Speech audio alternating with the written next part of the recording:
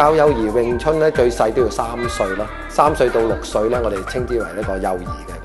由6歲起咧，咁6歲至12歲到咧，我哋有啲叫中童班㗎啦。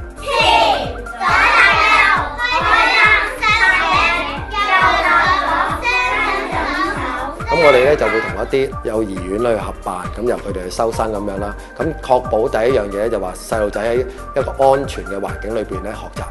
咁亦都係咧得到即係起碼佢喺有咩事嘅時候咧有一個適當嘅保障啦。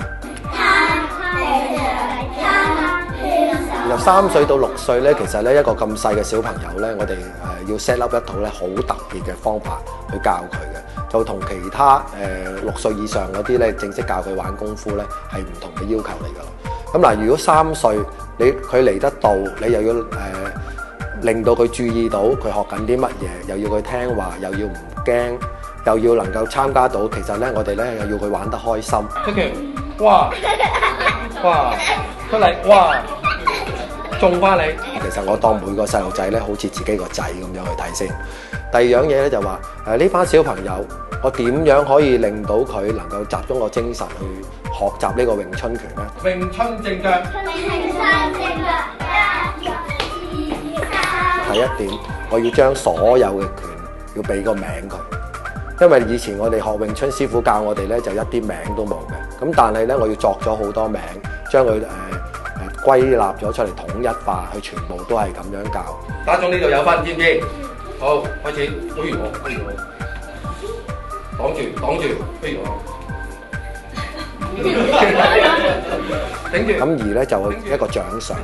咁我哋不嬲都係高壓懷柔、恩威並施咁去對一個小朋友。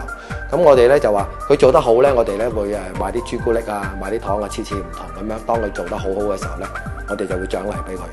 但係如果佢做得唔好唔聽話咧，我哋當然唔能夠打佢啦，今時唔同往日啦。咁我哋咧只係會咧罰佢做啲體能。喺呢度做，我做晒咁多個，你啲體能先做，好唔好啊？我一陣嗌你啦，開始做。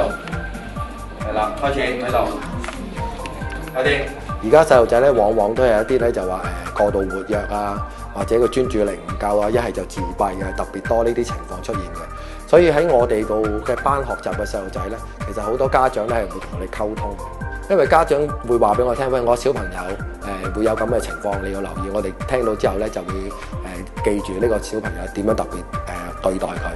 1、2、3、4。